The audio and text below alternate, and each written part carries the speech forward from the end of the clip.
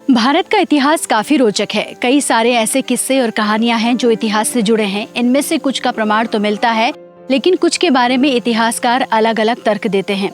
मानव जाति की उत्पत्ति कब, कहां और कैसे हुई, इसको लेकर भी सटीक प्रमाण नहीं मिलते। तो आज की इस कड़ी में हम बात करेंगे मानव जाति की उत्पत्ति से जुड़े कुछ किस्सों पर। नमस्कार, आप सभी देख रहे हैं newsnumber.com। आपके साथ मैं हूँ नीतू गौरकिला।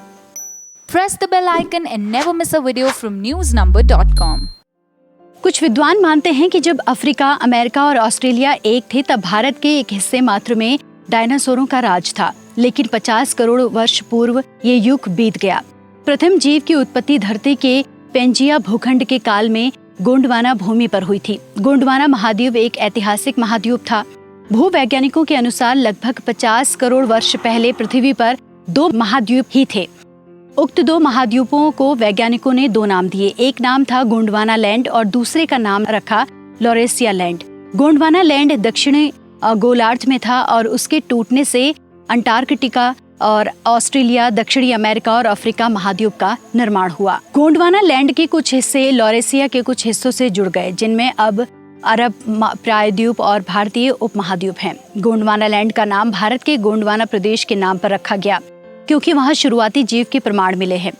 फिर 13 करोड़ साल पहले जब ये धरती 5 द्वीपों वाली बन गई, तब जीव जगत का विस्तार हुआ। उसी विस्तार क्रम में आगे चलकर कुछ लाख वर्ष पूर्व मानव की उत्पत्ति हुई। जीवन का विकास सर्वप्रथम भारतीय दक्षिण महाप्रायद्वीप में नर्मदा नदी के तट पर हुआ, जो विश्व की सर्वप्रथम नदी है।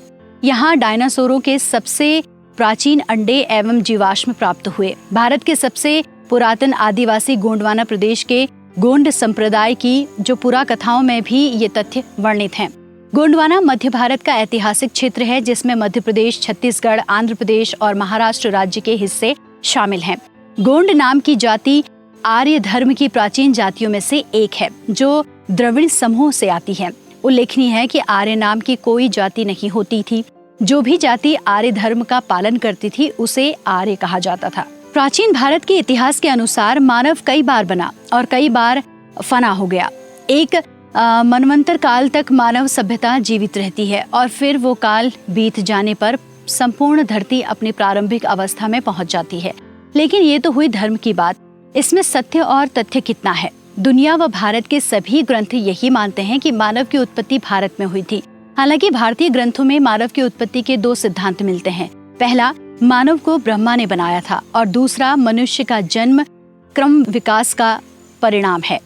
प्राचीन काल में मनुष्य आज के मनुष्य जैसा नहीं था। जलवायु परिवर्तन के चलते उसमें भी बदलाव हो गए।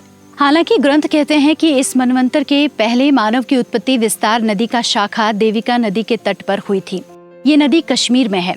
वेद के अनुसार प्रजापतियों के पुत्रों से ही धरती पर मानव की आबादी हुई। आज धरती पर जितने भी मनुष्य हैं, सभी प्रजापतियों की संतानें हैं। मनुष्य की उत्पत्ति का सिद्धांत हम धर्म में अलग अलग है। मनुष्य की उत्पत्ति कब हुई, कैसे हुई और क्या मनुष्य बंदरों का विकसित रूप है, ऐसे कई सवाल मन में उठते हैं, जिसका जवाब विज्ञान अपने तरीके से देता है और धर्म अपने तरीके से।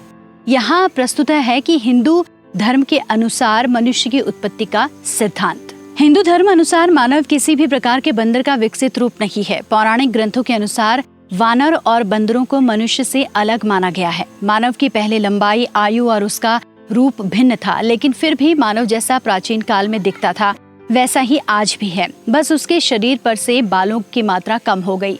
जिस तरह वानरों या बंदरों की कई प्रजातियां होती हैं, उसी तरह मानव की भी कई प्रजातियां थीं और आज भी उनमें से कुछ विद्यमान है।